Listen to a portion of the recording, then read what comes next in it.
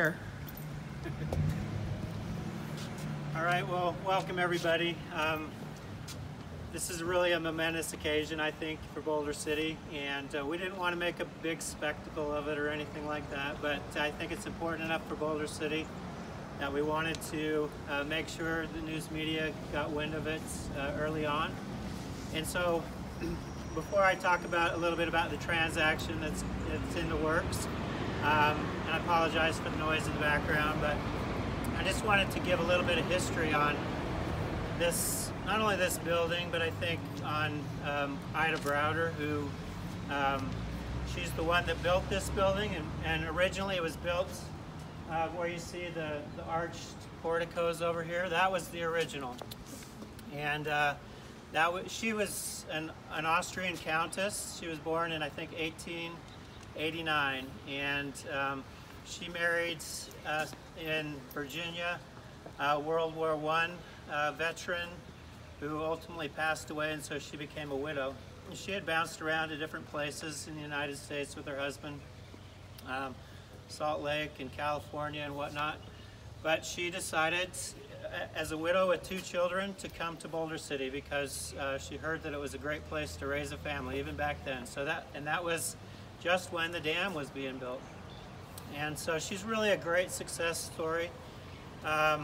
She built the first area, the first building in Boulder City that was kind of in the free enterprise district. So, you know, it was owned by the federal government. The city was built for the federal government to house the dam workers, and it really wasn't about free enterprise until she advocated for that and got this first building. So she hired a contractor. She constructed that first building over here that you see where the archways are. And in 1931, on Christmas Day, she actually just had a get-together, but a couple of days later, it just kept going, and so she opened it for business. And it then became, over the next almost a century, or 7 decades or more, 8 decades or more, the longest continuing running business in Boulder City. And it was run as a cafe all that time. In 1932, she expanded it out. She had it on these parts right here, so you can even kind of see that the porticos went around the corner on the original, and they just got filled in. But so you would have seen porticos wrapping around that side right there originally, and so she added this part on and continued to do business for the next 10 years or so in Boulder City. Her health started failing her a little bit. She had heart issues, and so she moved around the country, went to the coast in California, but she still continued to own. She was one of the movers and shakers of all of Southern Nevada throughout that time. She established numerous auxiliaries in Boulder City, and many of them were established right here in her own little building and in her own house over on 5th Street when she ultimately moved there. She actually lived in a tent while this was being built. Her daughter remembers living back by the kitchen equipment when it was still under construction. And so, but some of the auxiliaries, and I wrote down just a few things, so I'm going to refer to my notes. This is kind of my little napkin here, and it's appropriate for, I think, for the cafe that we're talking about, and I think for the business deal that happened here. But some of the things she did, and she was either the founder or the co-founder of all these things. Veterans of Foreign Wars, in American Legion, the March of Dimes for infantile paralysis, the Girl Scouts, the PTA, the school board in Boulder City, where she was the first and only woman that ever served on that, and she was a big advocate for expanding the school. She got the high school going with a gym and some other classrooms.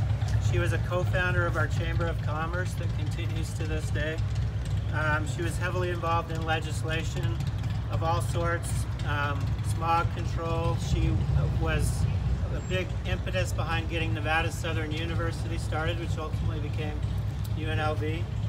She even ran for the assembly at one point and did not win, but she was always advocating for change. And one of the main things she advocated change for was to separate Boulder City, incorporate it, separate it from the federal government. And she led the charge to do that.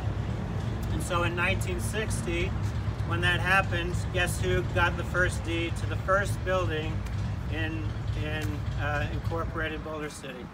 It wasn't a residence, it was these buildings here. She got it, and she paid something like $7,800 for that building.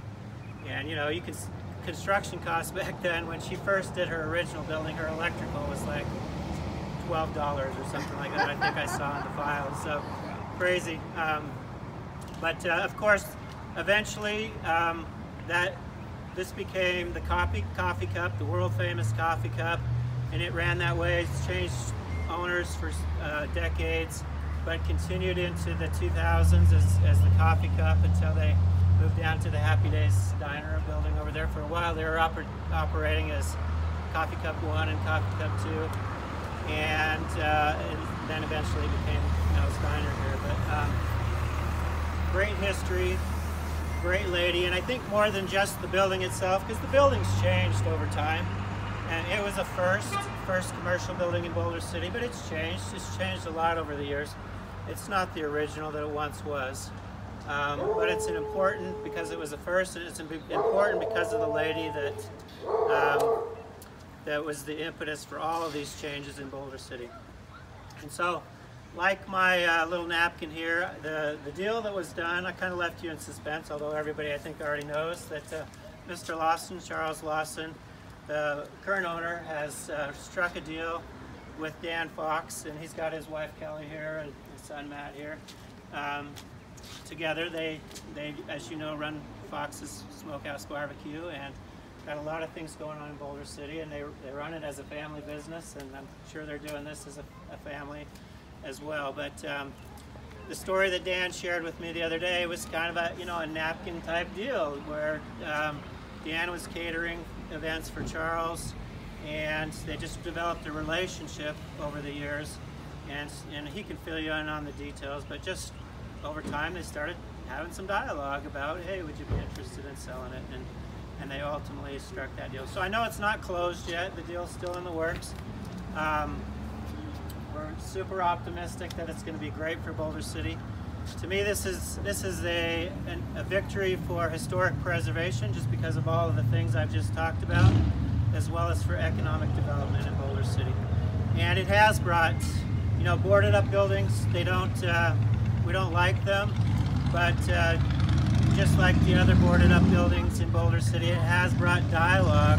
It has brought attention to the issues of historic preservation and economic development, and that's important for our city. And sometimes it takes that in the history of a city to make sure we don't forget what's happened here.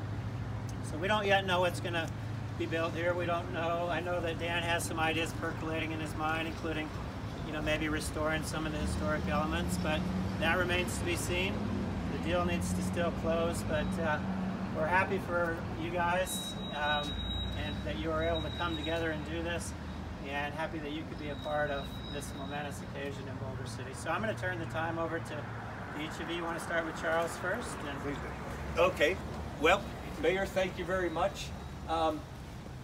I really just want to take the opportunity to clear just two things up. It's all positive, and the mayor touched on one of them. I'm not from Boulder City. Been in Vegas for 24 years, but I'm from, like all of us, most of us, somewhere else in a small town.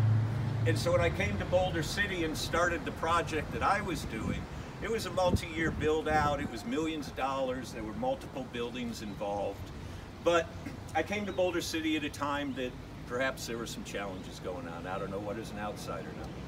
So after we got that restaurant open, it was an unorthodox experience compared to what I'm used to elsewhere. So it created some issues, and we weren't able to resolve those issues, but it was not the leadership of the town, it was the city hall. And that's all been worked out. Just like things get worked out in Washington or whatever state y'all are from, it got worked out. But it got worked out because everyone before me failed. So I had to go to the nuclear option, and the nuclear option was the plywood. I apologize to each and every person in the city of Boulder City that the plywood had to go up. I lied low, I wasn't out there trying to cause trouble because I knew it would be enough trouble on its own, but I've seen other cities do what this city was doing, and they've all failed.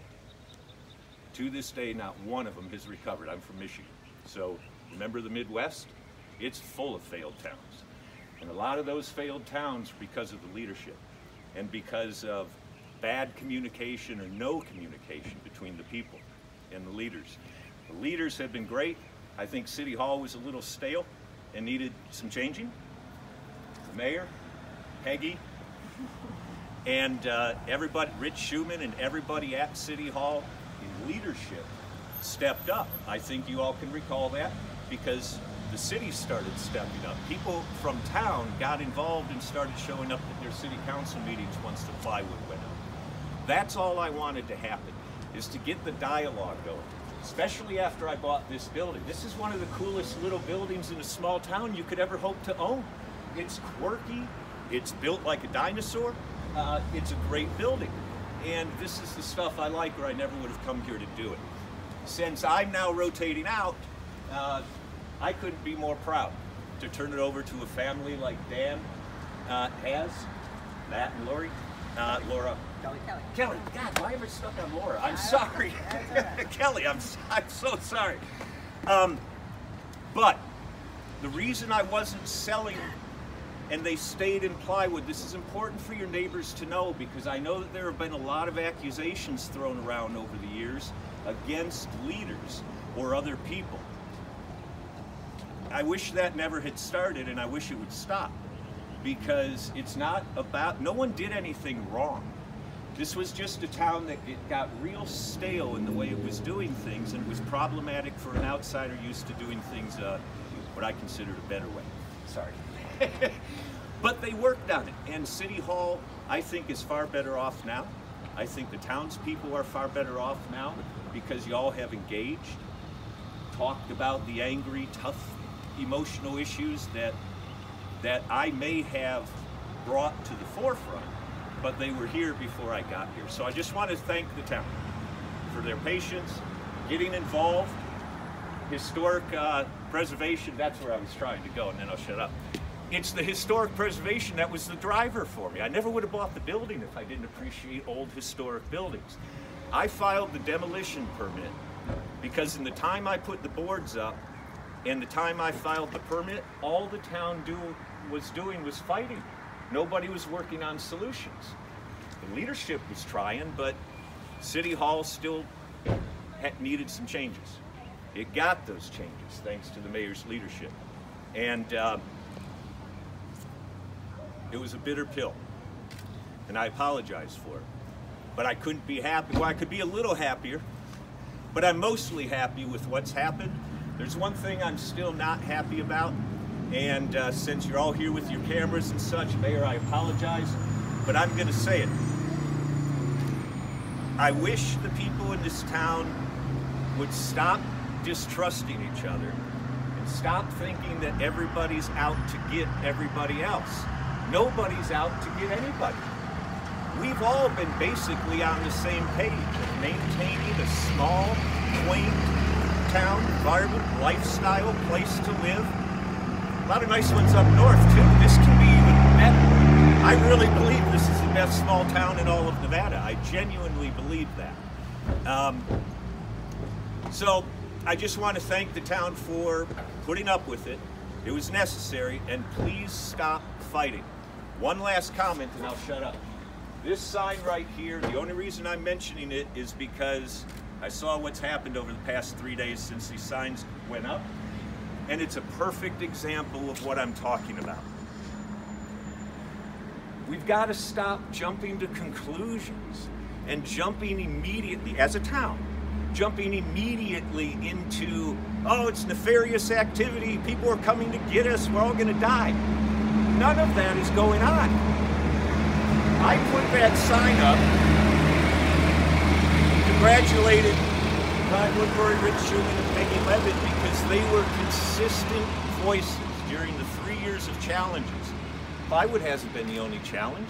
The bypass, other businesses, you know, having to rearrange some things. These three were a steady force during those 3 years of trying to bring people together. I don't want to divide people any further, and I know that the sign, surprisingly to me, the sign took on a negative connotation with the people because 2 people are left out of it. That was not a hit on the 2 people that were left out of it, and I wish the town wouldn't have taken it that way. It wasn't a hit on them. We all got to stop being so sensitive, okay? Nobody's out to get any of us. But these are the 3 people as a voter, citizen, and stakeholder that I think their leadership is what it should be in a small town. I don't think we need to keep dividing this town between the growthers and the non-growthers. Nobody's coming here to build 10,000 homes. The mayor won't let it. I've already asked. He said no, okay? Not directly, but indirectly. Yeah, because I would like to see a little more growth, but it's not my town.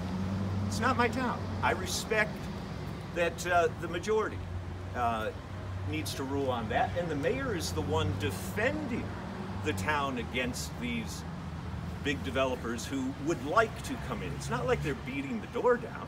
Everyone knows the deal out here in Boulder City. So if we could all just relax, dial it down a notch or 2 as a town, come together a little bit more. That sign was not meant to be decisive or divisive. Yet the signs lit the town up on fire this weekend on social media. That shouldn't happen. We have telephones. Call somebody. Get some questions answered. Brett called me. The mayor called me. Others called me. You know, but some others did not call me. And so we had 3 days of really ugly comments. Very ugly comments. I was saving these buildings. I was never going to tear them down. It took the demo permit to get everybody angry enough to you know, take torches to City Hall to get a conversation going on historic preservation. We have to preserve these buildings in one way or another with ordinances that are far more toothy than the ones I saw. It seems counterproductive to my own interests, but it's not. Brett knew me from the beginning. I was coming here to improve the town, not build subdivisions and tear everything down, okay? It went off the rails, but it got everybody's attention. Thank you. One last thing, come together more. Please come together more. I don't know the other 2 that aren't named here, okay? You haven't heard me going around town saying anything.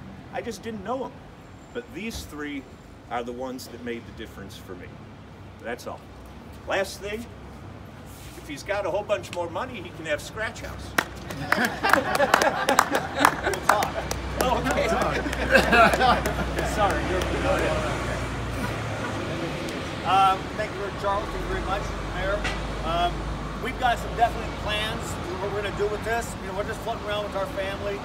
I'm going to work with the city on this, and I want the city to work with us. It's not closed yet. Hopefully it'll be closed here in the next 20 days or so. And then once that's done, we're going to do something immediately with the building, and we're going to keep it as historic and keep it Boulder City as possible. Thank you. So we don't have much more, but I just want I have one thing. Let me hone in on one last thing, because I know you say one last thing about 12 times. I know. Yeah, right? I know. Go ahead. All right, this is for the cameras. Now, I don't know that it's I presume it's within my rights to do this. I'm very open and honest. The Historic Committee arranged, when I bought the building, to memorialize it, consistent with what Boulder City, and we all want Boulder City to stand for. So even though I never got to put this on the building, I'm going to show it to you in a second because it's a pretty one. Since Dan is the new owner, I would like to pass this on because it doesn't belong with me, it belongs with the building. Dan? Well, Charles, Show thank the you very camera. much. All right. Show the camera.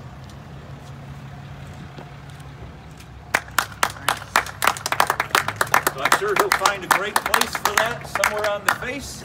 And I am also going to work on the mayor and I are going to talk, and we're going to find a way to improve the looks of the Scratch House building, and I also am going to put some effort into getting that building now into the hands of somebody with a long-term plan, just like Dan. So that's one of the things I just wanted to wrap it up with is I believe you will be seeing the boards coming down, or at least being made pretty in the near future. So this is a victory again for historic preservation and economic development. It's also a victory for collaborative working together.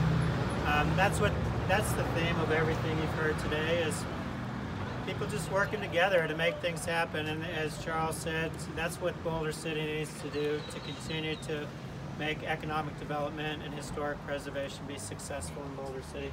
Couldn't be more pleased to have anybody other than the Foxes as the new owners of this building. I hope the deal goes through. And so thank you for coming today.